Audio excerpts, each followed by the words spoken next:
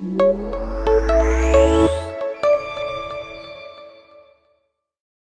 आपण एक अशा व्यक्तीची मुलाखत केली आहे ज्या व्यक्तीने शिक्षणाचा गाभा कांदिवलीमध्ये काय असतो तो दाखवून दिला आहे. अतिशय संवेदनशील अशा नगरसेविका श्रीमती सुरेखा पाटील यांनी शिक्षण घरोघरी पोहोचवायचं काम आज या कांदिवलीमध्ये केलं आहे.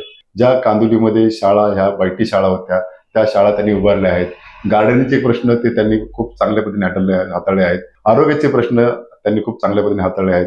सर्वसामान्यांचे प्रश्न त्यांनी खूप चांगल्या पद्धतीने हाताळले आहेत. इथं महिलांच्या सुरक्षेचा प्रॉब्लेम होता, सुरेखा पाटील यांनी खूप चांगल्या पद्धतीने हाताळले. अशा दिलखुलास आणि एक चांगली व्यक्तिमत्व अशा व्यक्तीचा आपण मुलाखत केली होती. मॅडम नमस्कार. आपलं डेमोक्रेसी न्यूज मध्ये खूप खूप स्वागत आहे. माझा पहिला असा प्रश्न आहे की तुम्ही एक प्राध्यापिका पण आहात, ठीक आहे, आणि तुम्ही राजकारणाकडे आलात. म्हणजे प्राध्यापक म्हणून तुम्हाला पगार कमी होता का राजकारणामध्ये पगार जास्त भेटतो, त्या संदर्भात काय बोलाल? नमस्कार. पहिले तुमच्या सगळ्या न्यूजचा धन्यवाद. पगार हा विषय कधीच नसतो व्यक्तीचा. शैक्षणिक क्षेत्रामध्ये पण काम करण्याचा चांगला अनुभव होता, आनंद होता, आणि मग राजकीयामध्ये जरा म्हणजे भव्य काम करता येतं. त्याच्यामुळे मी राजकारणात मला वाटतं 2003 पासून मनोज पाटील हे शिक्षक सेलचे अध्यक्ष होते आणि सामाजिक काम करत होती. बीजेपीलाच या वॉर्ड क्रमांक 27 हा लेडीज ओबीसी वॉर्ड सुटला आणि मग मला एक चांगली संधी मिळाली, पण संधीचं सोनं नक्की केलं असं मला वाटतं. मॅडम तुम्ही तुमच्या विभागामध्ये शैक्षणिक बदल खूप घडून आणलेला आहे, तुम्ही आरोग्य बदल खूप घडून आणलेला आहे. शैक्षणिक विभाग, आरोग्य विभाग आणि गार्डन विभाग या संदर्भात थोडी माहिती द्या ना. मी नक्कीच म्हणेन की मी स्वतः एक शिक्षक होती आणि मी ज्या शाळेत शिकवत होते ती वस्ती विभागातली शाळा होती, म्हणून अनेक मुलांचे प्रश्न, आर्थिक बाब ह्या सगळ्या गोष्टी मला माहित होत्या. योगायोगाने माझ्या विभागामध्ये महानगरपालिकेच्या 2 शाळा होत्या. तर शाळा आधी बघितल्या तर एक बैठी वस्ती म्हणजे 4 खोल्यांचे वर्ग असा त्या ठिकाणी होता आणि मग कोणतीच सुविधा नाही. फक्त आपण ओरड करतो की महानगरपालिकेत मुलं येत नाही, पण आपण सुविधा दिल्या तर नक्की मुलं येतील. ऑलरेडी मला रिपेरिंगचा फंड आला होता. मी ठाम म्हटलं की किती वर्ष महानगरपालिका रिपेरिंग करायची आणि एक मस्त नवीन इमारत आपण आपल्या काळात बांधावी आणि विद्यार्थ्यांना सगळ्या सुविधा द्याव्या. वस्ती विभागातल्या मुलांना जर चांगली सोय दिली तर ते मोठे होतात. आज आपण प्रत्येक क्षेत्रामध्ये गरिबातूनच मुलं वर गेलेली असतात आणि मला सांगायला आनंद होतो की त्या 2 महानगरपालिकेच्या 6 मजली इमारतीच्या शाळा आणल्या. भूमिपूजन पण माझ्याच काळात झालं आणि उद्घाटन पण सुद्धा माझ्याच काळात झालं. हे फार मोठे किती स्टुडंट म्हणजे किती विद्यार्थी आज जर तुम्ही बघितलं लोखंडवाला शाळेमध्ये आज 1500च्या आसपास विद्यार्थी आहेत आणि जेव्हा शाळा चालू होती म्हणजे जेव्हा ती बैठी वस्ती होती तेव्हा एक 400 ते 250 मुलं होती. म्हणजे एकदम शाळा इमारत बांधल्यानंतर सगळ्या सुविधा दिल्या, जसं व्हर्च्युअल रूम असेल, कॉम्प्युटर रूम असेल, अभ्यासिका असेल, बाकी सगळ्या सुविधा येऊन हवेशीर जर वर्ग खोल्या दिल्या तर विद्यार्थी संख्या वाढू शकते. याचं उत्तम उदाहरण म्हणजे लोखंडवाला ट्रान्झिट स्कूल. मॅडम तुम्ही एक शैक्षणिक विभागाच्या एक प्राध्यापिका पण आहेत आणि बऱ्याच गोष्टी तुम्हाला शिक्षणाबद्दल माहिती पण आहेत. पण सध्या अशी परिस्थिती आहे की महानगरपालिकेच्या ज्या शाळा आहेत त्या बंद होत चालल्या आहेत, तिथं खाजगीकरण होत चाललंय आणि त्याच्यामुळे गरीब विद्यार्थ्यांना शिक्षण घेता येत नाहीये. त्याविषयी काय बोला? ही गोष्ट आपण नक्कीच ऐकली का? मी 17 पासून होते तेव्हा असं वाटलं की महानगरपालिकेच्या ज्या शाळा आहेत ह्या बंद विद्यार्थी संख्या कमी होत आहे, पण आता तिथे तुम्ही जर बघितलं की बऱ्याचशा नवीन बांधकाम होत आहे, त्यामुळे विद्यार्थी संख्या स्टेबल आहे. त्याचबरोबर अनेक शाळेमध्ये इंग्रजी माध्यम चालू केलं, कारण काळाची गरज बघता इंग्रजीत प्रशिक्षणाचं खरंच गरज आहे, शिक्षणाची गरज होती आणि इंग्रजी माध्यम जिथे जिथे आहे तिथे विद्यार्थी संख्या भरपूर प्रमाणात आहे. म्हणजे जर तुम्ही काळानुसार बदल केला, सुविधा दिली तर विद्यार्थी संख्या नक्कीच वाढेल आणि हे वाढण्याचं फार मोठं कारण पण आहे. आता सध्या वाढते. आज जर तुम्ही बघितलं इंग्रजी माध्यमाच्या शाळेत खूप विद्यार्थी संख्या आहेत. जिथे नवीन शाळा झालेल्या आहेत, पूर्ण सुविधायुक्त असेल तिथे विद्यार्थी संख्या आहेत. मधल्या काळात असे म्हणजे आरोप पण झाले, ज्या काय महानगरपालिकेच्या शाळा आहेत त्याच्यामध्ये खिचडीमध्ये म्हणा किंवा त्यांच्या टिफिन मध्ये म्हणा खूप मोठा भ्रष्टाचार होत चाललाय. महानगरपालिकेमध्ये भ्रष्टाचार होतो असं वाटतंय तुम्हाला? जर तुम्ही बघितलं तर आपण होतो असं नाही म्हणत, काही ठिकाणी असू शकतो, असतो, सगळीचकडे नाही. म्हणजे जसं आपण म्हणाल की खिचडी खरंच म्हणजे आज सामान्य विद्यार्थ्यांना खिचडी मिळते, ती पोषकयुक्त असते, तर ती असणे गरजेचं आहे. काही ठिकाणी आहे, काही ठिकाणी नसते. म्हणजे नाण्याला दोन्ही बाजू आहेत. तर आहे आणि नाही हे दोन्ही आपल्याला म्हणता येईल. भ्रष्टाचार होतो असं तुम्हाला मान्य आहे? प्रशासनाने त्यावर लक्ष देणे गरजेचेच आहे. प्रशासन जर स्ट्रॉंग असेल, तिचा अधिकारी जर चांगला असेल तर होणाऱ्या ज्या चुका आहेत त्या चुका तुम्हाला टाळता येतात. मॅडम आता सध्या महाराष्ट्रामध्ये आणि देशभरामध्ये एक एज्युकेशनला एक वेगळी वेगळी कलटणी देत चालली आहे. म्हणजे खासगी विद्यालय, खासगी शाळा खूप मोठ्या प्रमाणात मांडल्या जातात, पण महाराष्ट्र शासनाने किंवा महानगरपालिकेने नव्याने एखादी इमारत उभारलेली दिसत नाहीये किंवा नव्याने एखादं महाविद्यालय उभारताना दिसत नाहीये.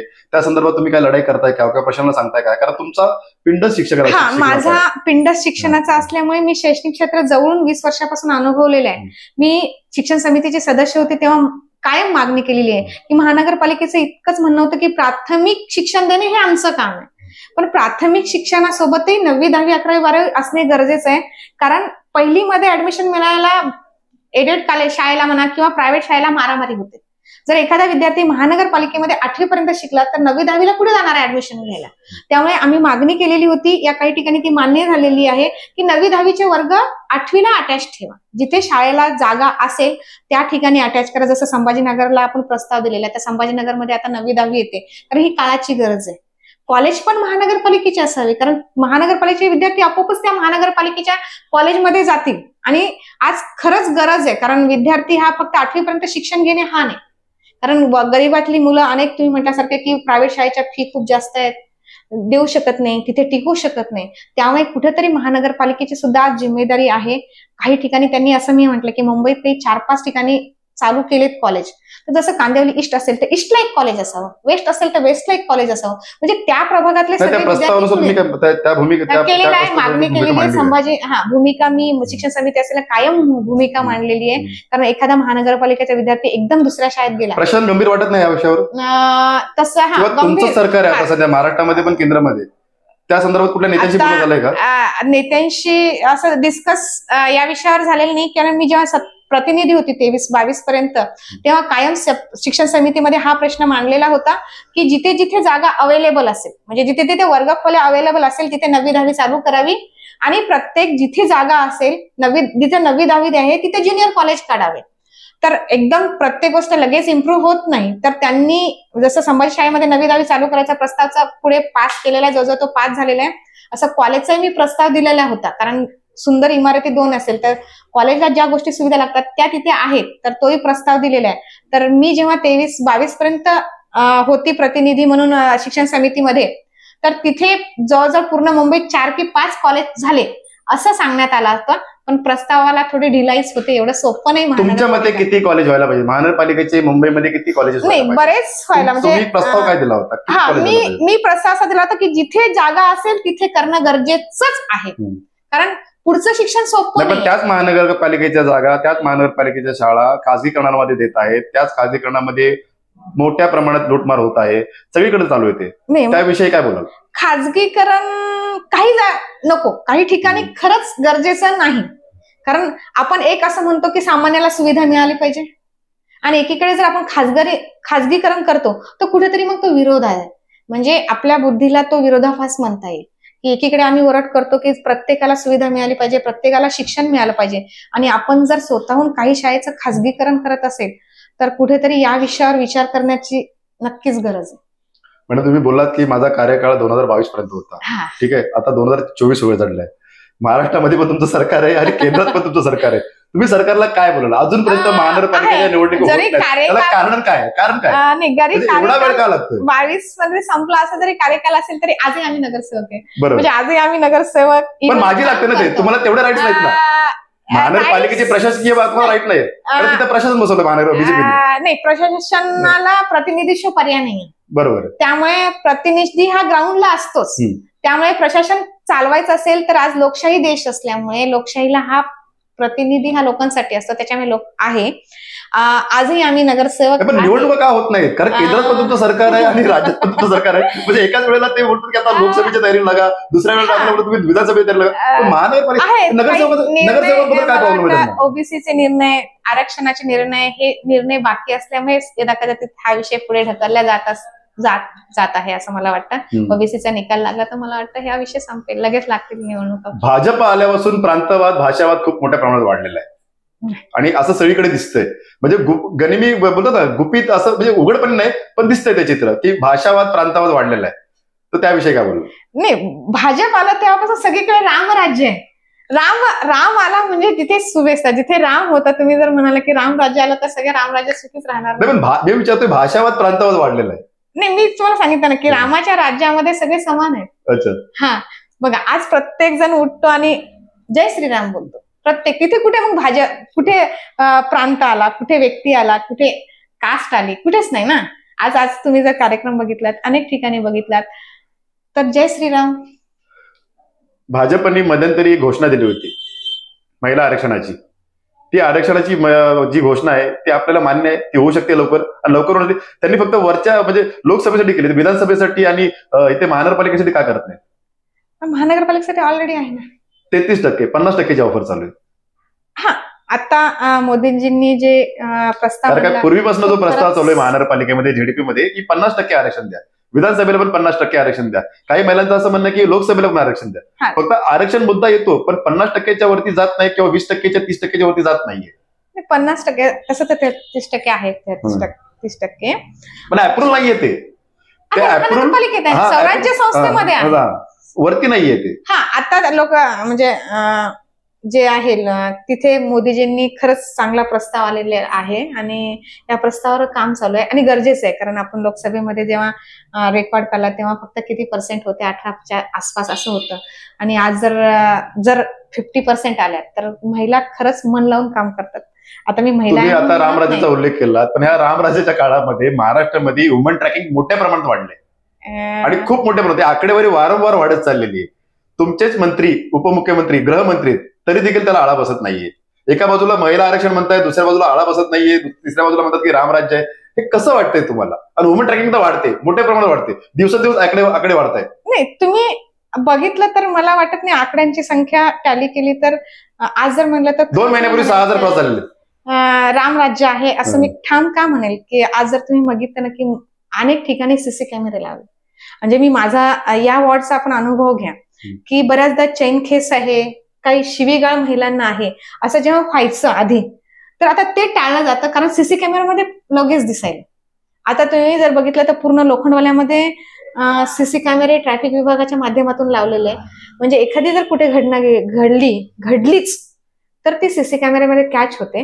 त्याच्यामुळे ह्या घटना आता फार कमी, म्हणजे माझ्या वॉर्ड पुरता जर बघितलं ना तर तुम्ही बघा ना, वस्ती विभाग मी म्हणणार नाही, वस्ती घरोघरी अजून गेलं नाही, पण जे मोठे मोठे रोड आहेत तिथे सीसी कॅमेरे लावलेले आहेत आणि घटना खरंच निदर्शनात येतात.